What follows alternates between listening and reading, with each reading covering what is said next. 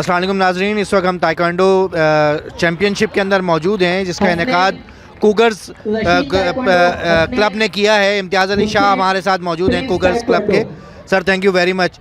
आज क्या इवेंट है, क्या हो रहा है यहाँ पे?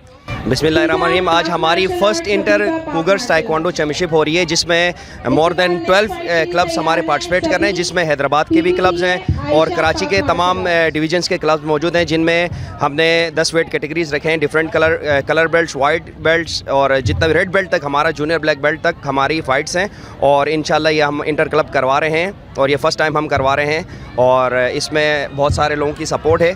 तो इंशाल्लाह सक्सेसफुल जा रहा हमारा इवेंट और इंशाल्लाह इसमें कुछ टाइम है, फिर उसके बाद इसको क्लोज़ करेंगे।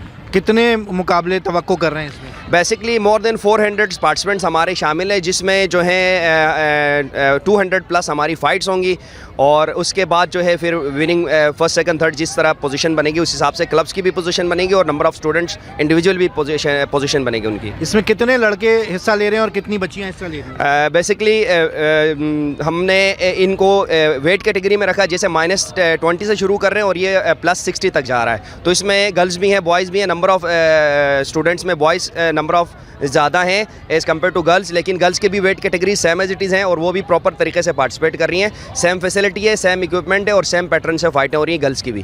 Thank you very much sir.